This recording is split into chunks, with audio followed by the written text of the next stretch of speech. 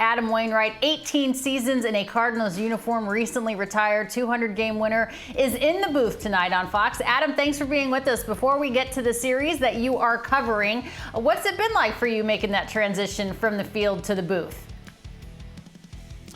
Well, for me, thanks for having me on, by the way, but for me, it's just, you know what, watching the game of baseball and talking about the great pitching that's going on, or maybe something I see, but I love the game. I love to talk about the game. I love to teach the game to people who maybe don't know what I'm seeing or see it differently than I see it. So I love doing it. This is my third time being up in the booth. I think it's fun. I love being in these playoff atmospheres. For one thing, I'd rather be playing, but being up in the booth is the next best thing. You know, getting to watch it up close and really break down this game it's neat for me. And sometimes the criticism, Adam, is that, oh, you forget what it's like to be a player when you're actually a broadcaster. You can't say that. You were just a player about 10 minutes ago. When do you think it will hit you that you're actually retired? I think officially it'll hit me in the spring, when normally I'd be packing up and really preparing for a season and you know, packing for – so I have 5 kids, a wife, and a puppy now. But, you know, when you're packing for 7, it's a tremendous – you know, it takes days and days and days. It's a big effort from all around. And I think when that doesn't happen, when everything's just kind of still calm and I'm thinking, wait a second, aren't I supposed to be going somewhere? I've been going somewhere in spring for a long time in a row. So I think that's when it'll hit me officially. All right, be honest, Adam. Jenny's doing all the packing for you and the kiddos. I mean, I don't see you packing the whole family. I think Jenny's the one doing all of that stuff. All right, let's get to this series. We are tied 1-1 now. Of course, it moves back to Minnesota. What do you like about what you've seen so far in these first 2 games?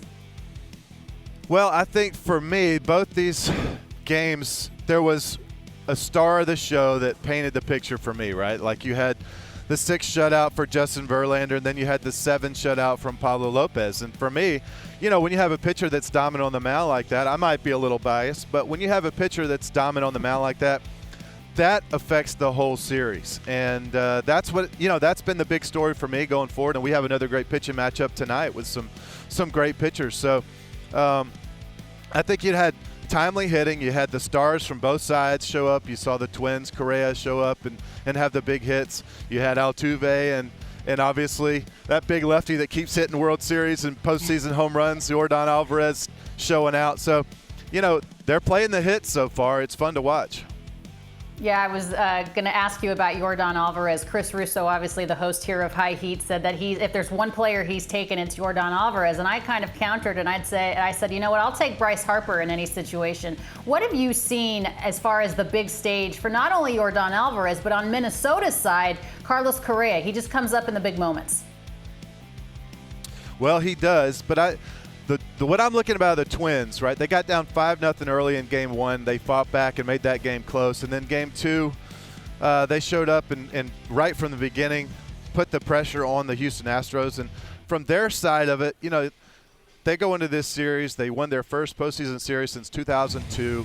They won their first, I think, even postseason game since 2004 the other day when they won that series against Toronto. So you're looking at a team that is super excited. This fan base is going to be going crazy. The loud factor here is going to be a thing. You're going to have some tough shadows on the field.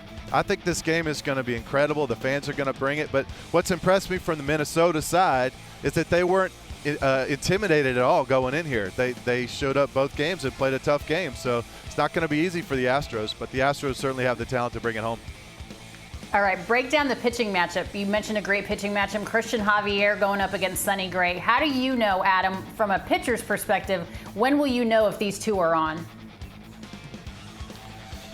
Well, I mean, it's tough to know when someone's on, right? Justin Verlander started out, he wasn't on the other day early on in the game. He wasn't clicking, his rhythm wasn't there, timing of his delivery was not there, but got out of some big jams early and settled in. So great pitchers like these two that are going tonight could settle in at any moment if they're allowed. But usually you know from an early standpoint if they have their stuff or not. Sonny Gray's a guy who's pitched in the postseason a lot. He's had good success.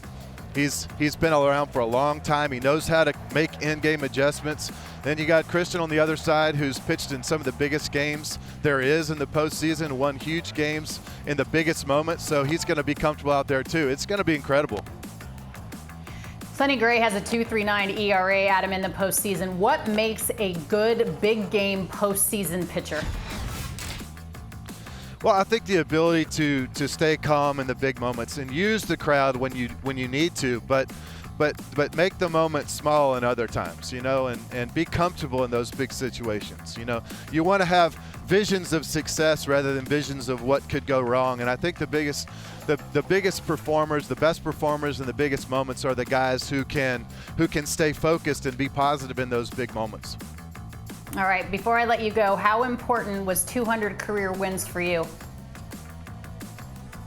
Well, when I had 199 and 198 for a couple weeks in a row, it wasn't that big deal. It was just a number or whatever. But now that I get to write 200 on a ball or a jersey or whatever, or somebody's calling me Mr. 200 instead of Mr. 199, that's a pretty big deal. I think it was, you know what, I had to work really hard to get it this year. I wasn't healthy all the way, and I didn't pitch well when I was. But having achieved that number, it's a lot cooler than 199, I'll tell you that.